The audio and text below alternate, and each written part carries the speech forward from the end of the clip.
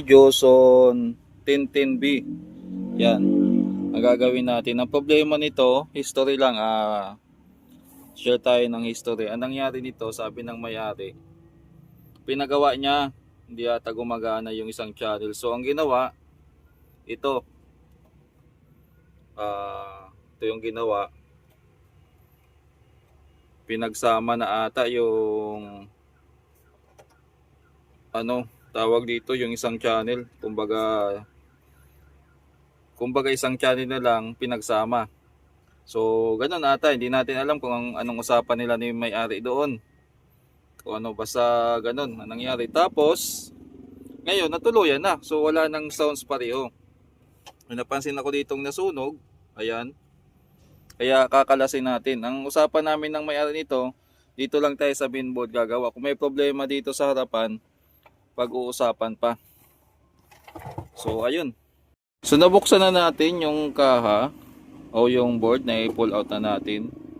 Base dito sa parang wala namang repair pa. Yan. Dito naman sa pinaka speaker terminal niya, tama nga yung tansya natin na yung yung sa kabila dito na hinang pinagsama. Ibig sabihin ang natira ditong una ay ito, tumutunog. Tapos naunang nasira itong channel na to, itong linya na to. Yan. Yan papunta dito. Tapos napansin ko yung resistor na yan, naglulus na. Ano yan emitter resistor. Baka yan yung dahilan kung bakit kinalas ng may-ari. At yung may-ari ba ang gumawa, hindi natin alam kasi hindi naman natin alam yung pinaka-history nito. So gagawin ko dito, resolder ko na lang muna kasi ang dami na rin mga hindi magandang hinang, kumbaga malapit na mag-lost katulad niyan. Tulad niyan, ayan yung mga maninipis yung hinang. Ayan. Resolder, tapos palit ng 150 na nasunog. Tapos testing. Yun lang. Wala po tong relay. Ayan wala pong relay yung ganitong amplifier. Okay? Inang na natin yung resistor na palitan na natin. Tapos dito wala na tayong ginalaw dyan. Ay, ito nakalimutan kong i-resolder. Pero saka na lang yan. Testing na muna natin. Excited. Ayan, may power. Ngayon, nakasit na sa DC volts yung natin. Wala naman tong relay. So dito na tayo sa speaker out, mag-check ng DC out. Check muna natin yung DC out. 19 sa kabila 001. So ngayon, ikabit natin tong input, tapos mag-audio test tayo. Saglit lang, itaob ko muna. So mga boss, kinabitan ko na ng speaker, walang sounds talaga, pati input to. So wala na siyang sounds. Dito naman ay wala namang problema, pero pinakamaganda niyan ay kalasin natin tong input. Tapos tayo dito, mag-tap tayo ng tester. Dito pala. Tingnan natin kung magkakaroon ng humming yung Wala rin Wala Walang sounds. Yung speaker ko nakakabit ba to?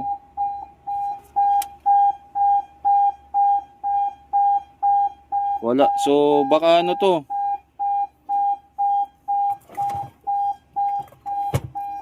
Baka walang supply.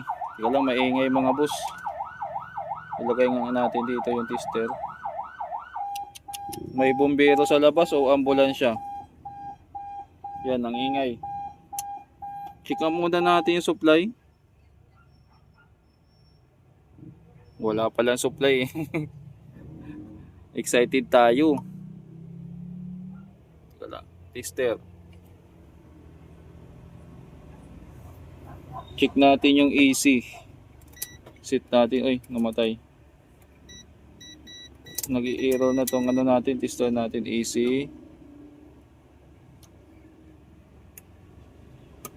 Wala. Mababa. O palit natin ng dami natin dito pakana. Paano ba i-test to ng one hand? One hand. Dito na lang kasi yung pwede ko talaga pagtapan Hanapan natin ang stand mga boss. Yung ano. Yung... Ito, kunin ko muna yung stand ng... Stand muna natin tong ano. Para makapag-check tayo na maayos. Ngayon, i-check natin ng maayos kung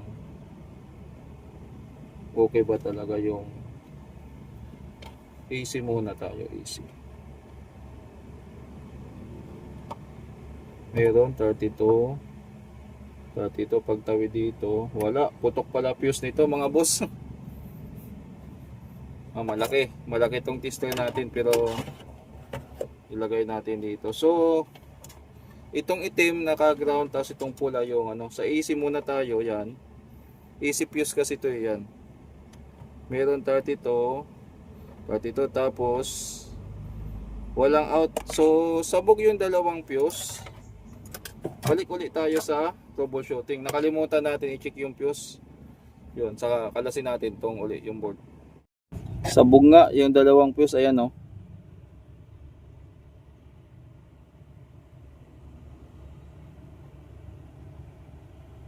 Putol eh. So gawin natin dito, dahil putol yung fuse. Nakalimutan ko din mag voltage checking kanina, nagmamadali ako. Ito tanggalin natin. Tapos ito, testerin natin kung may shortage dyan, kasi napalitan natin yung sunog. Hindi lang tayo nag-check ng ano, biasing. Hindi natin na-check ng tama. So naging excited. Minsan ganun talaga, pag naging excited na matapos, nagmamadali, yun. Minsan nakalimutan. Okay, tanggalin ko yung mga transistor, tanggalin ko yung fuse, tapos check natin yung mga power transistor. Tester tayo mga boss. Ito muna. So naka times 1 po yan. Sa mga magtatanong ng range, medyo natabunan lang ng lutong ano. Ito ay 1943. Okay, so check tayo. Base to collector, base to emitter. Okay, baliktarin natin. Yung itim naman yun sa base. Base to collector, base to emitter. Okay. Collector, emitter, baliktarin. Collector, emitter. Yan, baliktaran. Okay. Good itong 1943. Sunod naman ay 5200. Base to collector, base to emitter, baliktad. Base to collector, base to emitter, okay, walang palo. Collector, emitter, okay. So sa times 1 o times 10, ito emitter at saka collector dapat walang palo yan. Tapos one way lang dapat. Pag binaliktad mo, wala na dapat palo yan. Pag ano, kanito lang. So good yan. Ito, base to collector, base to emitter, wala, baliktarin natin. Base to collector, base to emitter, meron, baliktarin. Okay, collector, emitter, good. Base to collector, base to emitter, tapos baliktarin natin. Mayroong palong konti oh. Base to collector, base to emitter, meron, collector, emitter. Oh, ito sira, shorted na. Ano to? 5200. So, yung dalawang fuse, ito. Asa na yung isa? So, putol na talaga. Hindi na kailangan testerin pa. Yan, oh. Putok na.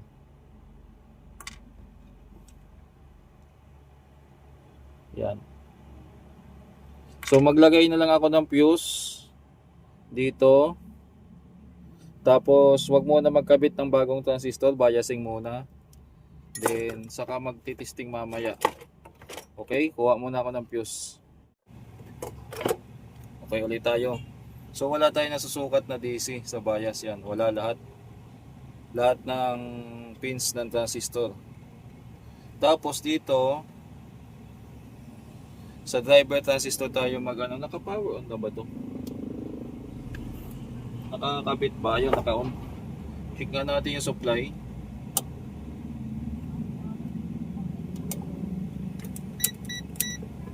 Ayusin natin. O na to, naka millivolts. Sumasablay na yung tester natin, nagre-reading ng ohms. Yung nakuha nating isa nag-uuto naman. Naka-auto kaya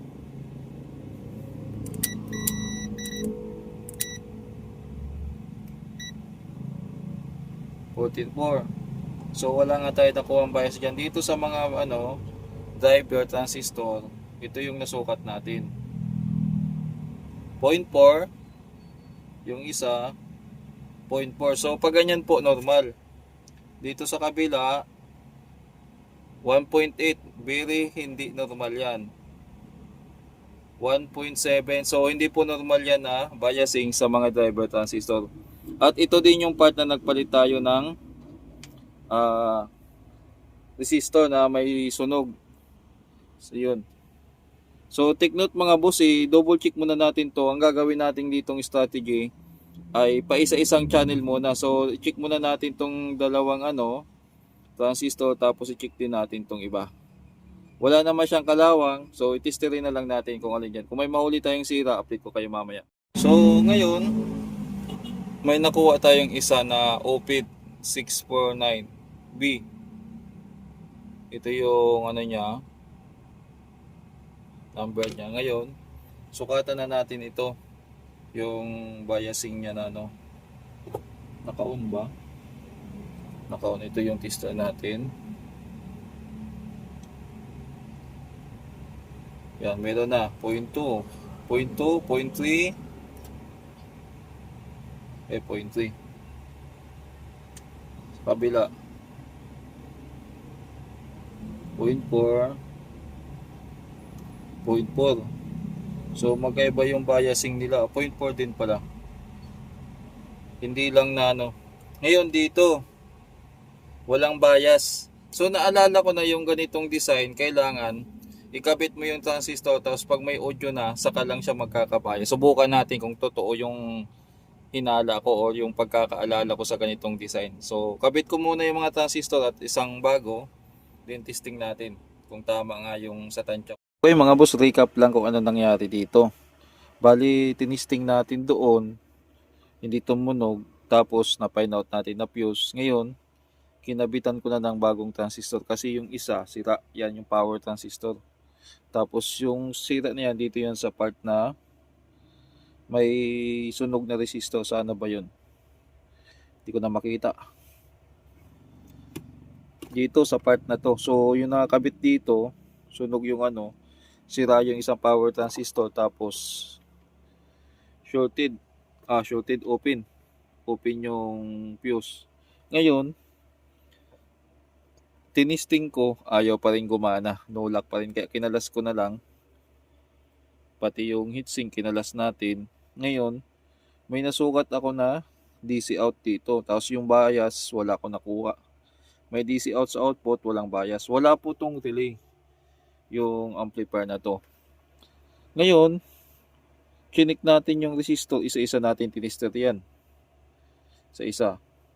So okay, wala na tayong possible na suspect kung hindi transistor. Ang ginawa ko, chinik ko tong transistor.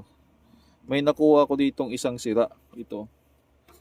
Napalitan natin tong isa. Ito. Nagpalit tayo ng 649. B649. So nagpalit na tayo. So akala ko okay na, ganun pa rin. Hanggang sa nag-actual ako ng tinatawag nila na shotgun approach para madali. Nagpalit tayo isang bloke ng transistor. Wala pa rin. Hindi pa rin gumana, may bias pa rin. Tapos nagpalit tayo dito, ganun pa rin, hanggang dito wala pa rin. So ganito yung ganito yung nangyari. So nag-actual tayo diyan, kung mapapansin nyo. Ito yung hinang na hindi pa nagagalaw, ito yung hinang na nagalaw na. Ilagay natin dito sa stand para makita nyo ng sitwasyon ng na to, ng kuha tayo ng teaser. May analog ako kasi mga boss, ito yung ito yung sa isang channel, ito naman yung sa isang channel. Buo yan, tinister ko yan, tinister ko buo, binalik ko, tapos tinisting ko ulit. Then Kumbaga, in case of doubt, nagpalit tayo para sigurado, nanigurado tayo. Wala pa rin nangyari. Ganun pa rin yung resulta. Tingnan nyo ha, papakita ko sa inyo. Kaya may analog dito. Ngayon, ito yung digital tester natin. Dito natin ilagay. Para kitang-kita nyo yung sitwasyon. Okay. Yan. Power on natin tong amplifier. So, anong nangyari sa kanya? Yan. Wala ka masukat na bias. Wala. Since nasa relay naman siya, pwede na tayo magsukat dito ng DC out. Makita nyo yung isang channel mayroong 10 volts. Yung isa mayroong 6. Kaya nagtaka tayo kung anong nangyari. Yung design kasi nito ng board, wala siyang relay. Wala kang makitang relay dyan. At saka first time ko din maka-encounter na ganitong trouble. Usually sa mga 502 mas madali pang ayusin dito. 502 pag magpalit ka ng mga maliliit na transistor, okay na. Dito hindi. Ngayon, kung titingnan nyo dito sa design niya, isa lang yung signal diode niya, 27 volts. Tapos dito, ito yung sa feedback niya. Supply ito ng ng differential, ito. Kung mapapansin niyo dito, sa kabilang side ay mayroon siyang 27 volts na signal, ganun din sa kabila.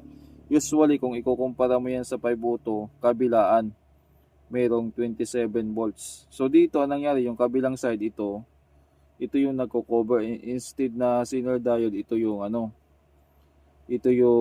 additional dyan na features. So sa mga expert dyan, paki-explain po kung para saan to. Ngayon, ang trabaho niya dito yan ito yung transistor na yan, yung 4 na yan. So dalawa kada channel. So tingnan nyo, para yan dito sa may differential pa rin yan, papunta yan dito sa yan titingnan yan, tatawid dito. Ito base nila tatawid dito, papunta dito. Ganoon din sa kabila. So kung titingnan nyo dito, sinukatan ko siya ng supply. Power on natin. Very normal naman, ilalagay natin to sa ground. Ito negative. Meron ka makukuha supply dito 42. Yan, 42 volts. Tapos ito naman yung kabilang capacitor, 42 din. 42, negative 42, 42. So may supply yung differential. Yung signal diode na yon mayroong 28. Ganon din sa kabilang channel. Ayan. Pala ito. Yan, 42. Tapos dito, negative 42. So parang kunyari ito yung supply sa differential. Pero kung mapapansin nyo dyan, mayroong extra. Ngayon, patayin muna natin, nakapower yan. Meron siyang extra na anong nga tawag dito mga boss Paki-explain na lang sa mga expert kasi hindi ko alam ang tawag dito. So tingnan nyo, ito yung circuit na additional. Yan. Tiningnan ko yung base niya, mga gitna kasi yan, base yan. Papunta lahat dito, base niya. Ayun, base. Yan, ito. So, may 4 na Tapos ito. So, tinis back ko to. Papunta dyan. Papunta dito. Hanggang dito. So, ito, hinang ko kasi sabi ko para malaman natin kung anong purpose ito. So kasama ba din to sa amplifier section niya? Yan. Tika lang, yung panghihinang ko pala hindi naka-on. Mga boss, habang ginagawa natin yung video na to, madaling araw kaya medyo limitado yung boses natin. Maganda rin mag-vlog ng ganitong oras kasi walang istorbo. So ihahang natin ito. Pag nahang na natin to, ang connection kasi niyan ito, kung titingnan nyo, galing siya dito. Ito yung base niya. Yung base naman niya papunta dito. Yan. Resistor. Papunta dito. Ano to? Negative na. Ground. Tapos para saan to? Papunta dito. Tapos dito sa transistor na to. Tapos ito naman Saan naman to papunta? Base din niya. Pabalik lang din dito. So ito yung parang muting or protection ata sa amplifier. So kung mag-actual din tayo magpalit diyan. O isa-isahin natin 41, 48 yan. So ihang natin yan. Ito muna yung pinaka final na drive papunta dito. Pag sira kasi yan, may tawag talaga dito, hindi ko lang maalala o hindi ko ma-recall. Sa mga eksperto sa sa amplifier, malamang kayo makakapagsabi nito. Anong tawag? Para siyang semi-diamond differential or Basta yung na to, konektado sa differential. Kaya meron siyang DC out tapos walang bias. So equivalent ton, walang tunog. Tingnan natin yung panghinang natin kung uminit na. Yan. So tinuloy-tuloy ko na lang to mga boss. Hindi na natin kinat. Itong sira na to, dito ko lang to nakuha sa Joson amplifier. Dito lang din to. First time ko lang din maka-encounter nito.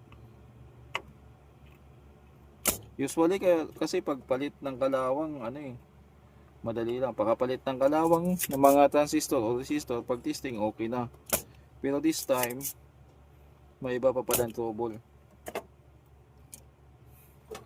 Sa kakaiba to, walang relay. Ito yung dalawang ihang natin ito. Itong dalawa. Yan. Ang number niya ay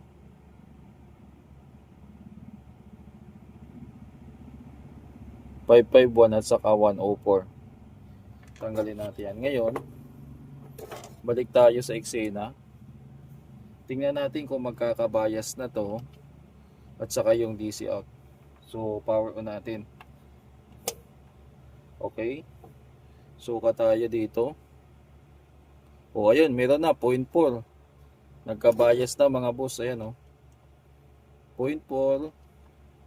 0.4. Tinanggal natin yung protection. Parang protect kasi yun 0.3. Okay lang yan.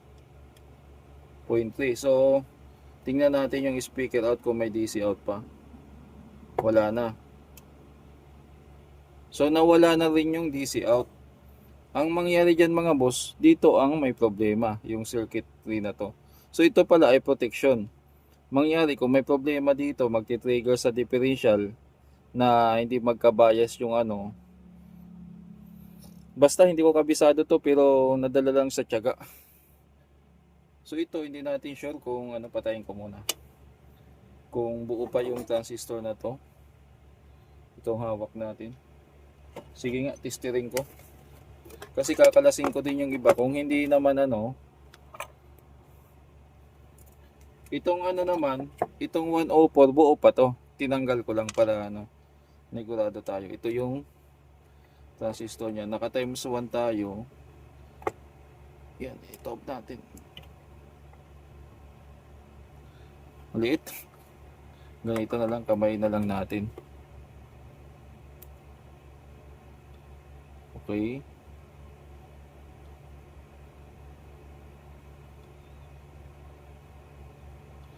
So buo naman 10K. Baka leaky na. So buo pa to mga boss. So gagawin ko dyan, mahaba na tayo, naka 11 minutes na. Kalasin ko na lang to mga transistor tapos check ko na lang isa-isa kasi parang humaba na ata video natin. Kasi kung kakalasin ko pa naka video haba. Kung may makuha kong sira, balitaan ko lang kayo. So inisa-isa na nga natin mga boss. Yung dito. Ito. Sana parang may problema na dito yung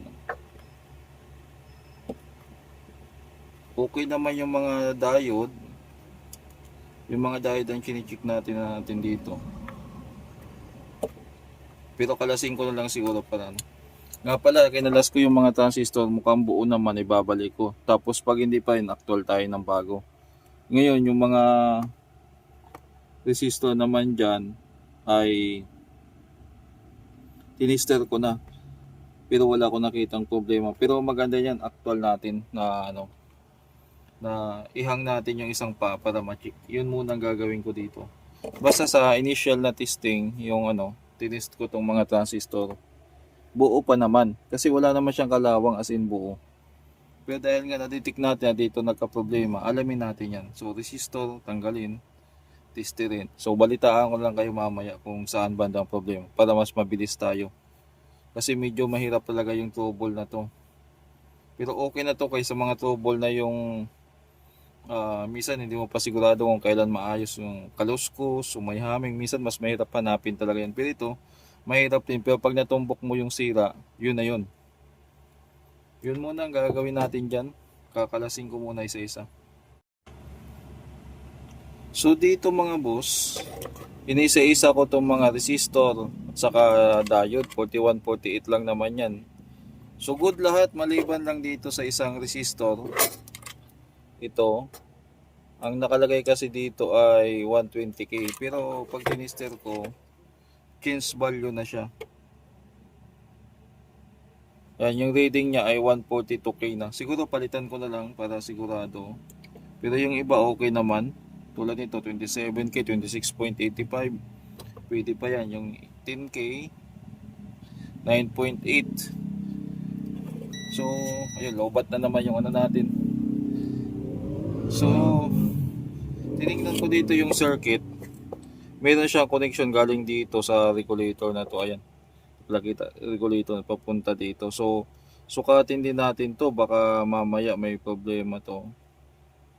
Or may iba pa dito para malaman natin. Kasi wala akong nakitang ibang sira eh. Yung pala, i-check ko din yung mga capacitor. Baka may leak na yan. Kalasing ko din pala yan. Basta yung resistor, sakto yung value. Maliban sa isa na 120k na nag-change value. Yung mga diode naman, switching diode o signal diode, buo naman. So medyo pahirapan talaga to. Tsagain ko lang baka mahuli tayo mga boss. Naibalik ko na yung mga ngayon. Magsusukat tayo ng supply. Mag-voltage checking tayo kasi okay naman yung pyesa dyan. Yung target natin na supply dito ay ito. Ito siya. Galing sa regulator. Hindi pala kita Ito galing sa regulator. Tapos itong isa. Ito. Yan kasi galing yan dito. Yan. Papunta yan sa may AC na So subukan ko muna. Kung uubra, power on na natin. So lagay na natin dito sa gitna yung ito muna sukatan natin. Okay, meron 41 ang taas Ang taas ng supply nito Dito 17 16 mukhang sira yung regulator na to. So check natin yung iba. Bakit magkaiba sila dito ng saan ba ako? Ay, pala yun. Dito tayo nagsukat nasa 28 volts. Pero dito sukatan natin tong kasunod ito. 16. Kung may mga problema yung regulator niya mga boss. 16 So ano ba regulator yan? Ito, tingnan natin. 4.9, input niya ay 11. Okay to. So ito, check natin to at saka ito. Ano bang yan? 16, tong isa? Ay, hindi naman pala to hindi naman pala to regulator. Connector pala to, ayan So ang lang dito, ang problema lang dito ay ito. Kasi ito negative supply, positive supply. So walang problema yan dito. Saan ba ito papunta dito? Papasok doon. So buti hindi nasira itong regulator na to. Tingnan natin to kasi ito dapat dito mas mababa. Ano bang value niyan? Ang regulator. Ito yan 7812. Kalasin natin yan mga boss. Grabe to. Grabe yung ano na to, trouble na to. Pahirapan talaga.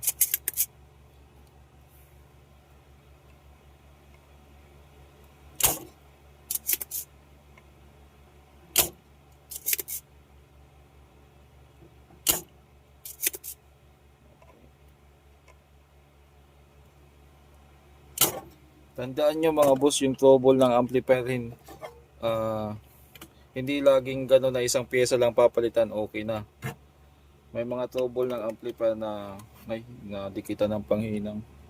Nakatulad nito na kailangan talagang papalitan. So check natin to. Mukhang may tama na rin pala to. Oh. 7812. Kuha nga tayo ng analog.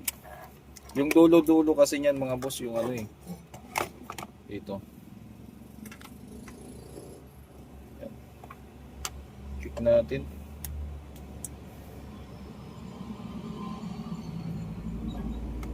Ayun, shorted na nga siya.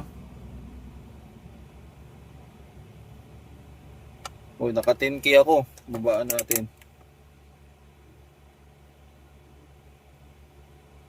Sira na talaga. 7812, palitan natin. Meron ba ako dito?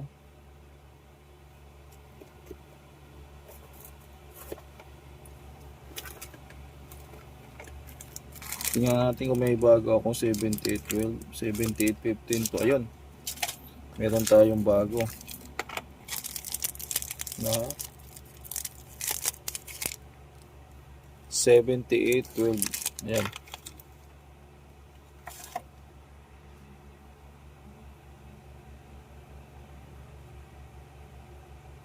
Palitan natin to.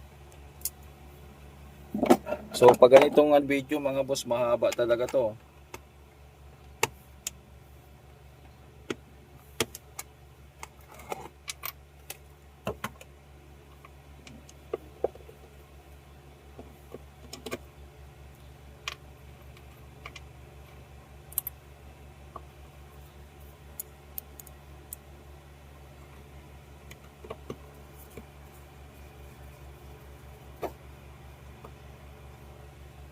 Okay. Kabit natin dito.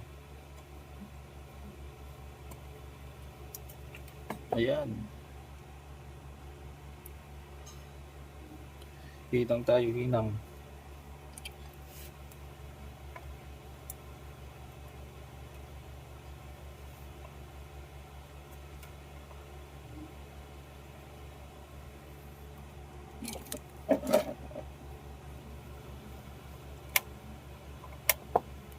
So pinaputulan natin yung yung cutter ko, mukhang maputol na to .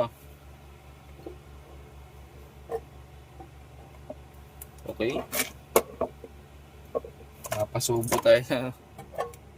Napasubo tayo dito sa amplifier na to. Hindi basta-basta ang sira. Linisan natin yung pinaghinangan.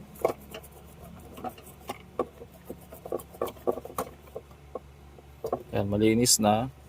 Patuyuin. Tapos testing uli. So kailangan dito mataas, kailangan dito mga 12 volts yung output niya.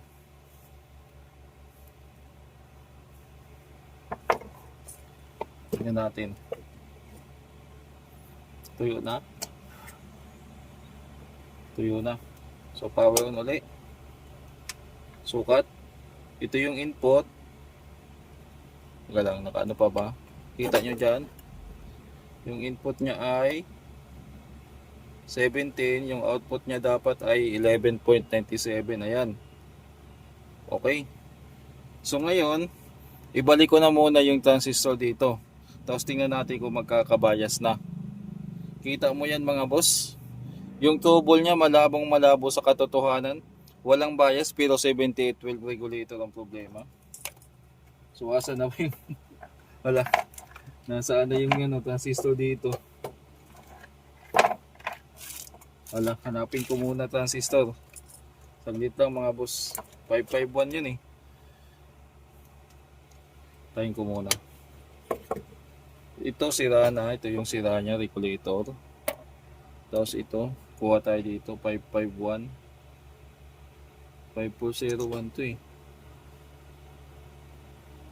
O ito, 551. Lagay natin dyan. Tapos, yung capacitor. Ito yun, yung kinakabit natin. Ngayon, hinangan natin. Yan.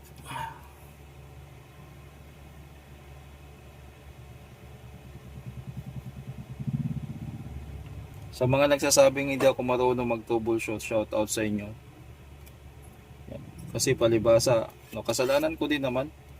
Hindi ko kasi sinasama sa video yung troubleshooting. Puro palit pyesa, palit pyesa. Siguro, akala ng iba, hindi ako marunong mag-troubleshoot. Kumbaga, mga boss, may mga basher ako na masyadong, siguro, masyado akong dinadown or mababa yung tingin sa akin. Akala nila yung, dahil yun nga laging i-upload natin, yung puro kalawang. Akala nila hindi ako marunong mag-tester, yung alatsamba lang daw yung repair. Yun ang iba eh. Yan. Pag gano'n naman kasi na mga nagbabash na hindi ka marunong, tamad ka, palit ka ng pyesa. Bakit ka palit ng palit? Hindi ka ba marunong mag-troubleshoot? Yung parang gano'n. Pag gano'n, hindi ko na lang pinapatulan eh. Wala naman tayong mapapala dun. Sigurado ang haba ng video na to. So sana sana yun lang ang problema. Shorted pala regulator. Tapos yung ano, tingnan natin. Wala pa rin mga boss. Wala pa rin oh. Patay, may iba pa tong sira. DC out. Meron. Ihang natin. So may hanapin pa tayo doon. Check natin yung ano, kinabit nating regulator. So tama naman 11 volts. 12 na yung ano, 11 o 1251 na yan. Tama naman. Yung supply dito 28. Galing yan dito sa ano eh. Tama naman. So tingnan natin kung ano mangyari dito. Ikabit ko kaya muna tong ano, grounding niya. Yan. Para may grounding doon sa ano. Ayan. Aha. Ayun, meron na. Ayun, meron na mga boss. So DC out. Okay. Mataas ang DC dito sa kabila. Taas ba? Hindi. Okay. So, ayos na. Ayan o. 0.3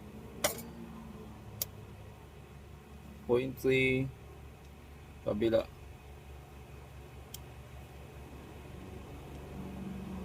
Oh. Ba't wala tong kabila?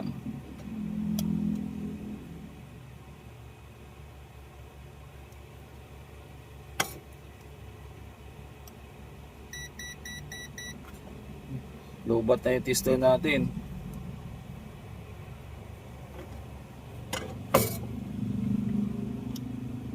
Tika lang, medyo ano, magalaw. Tingnan natin ulit. Meron na 0.3. Tapos ito. O ba't wala ang kabila mga boss? Nawala bigla yung sa kabila. Double check ulit. Naku naman. Yung kabila meron na oh. Yan, meron na. Meron na. O tika lang. Troubleshooting muna ulit. So umaga na mga boss. Testing na natin to kung okay na. Ayan. Wala tong relay kaya problema. Ayan, tumunog na. Kaya lang yung volume may tama pa. Ilipat natin sa kabila. Yung kabila naman oh. May sound sobrang hina. So may problema pa ata dito sa mga pihitan. So kausapin ko muna yung may-ari. Palitan ko muna tong volume kasi mukhang sira. Ito lang volume. Tapos Kung may problema pa sa baba, kasi napansin ko dyan may mga kalawang na oh. Usapin ko yung may-ari kasi gastos na naman siya dito. So ito yung volume. Kaya pala ano, nagka-problema. Ano kaya nangyari dito? Bakit ganito yung ano, hinang niya? Yan. So papalitan na lang natin mga boss. Mga boss, final na. May dumating kasi nagawa kanina kaya hindi natin na-testing. Okay na ngayon. Yan, kabila. Okay na, ito yung patugtog natin.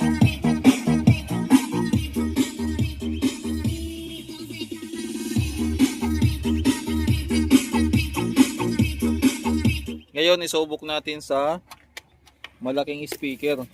Yung nasa labas o yung nakaharap sa labas. Tingnan natin. So, kumusta yung tunog? Sana hindi bumigay. Ayan, okay. Okay. Okay na. Ayos na mga boss.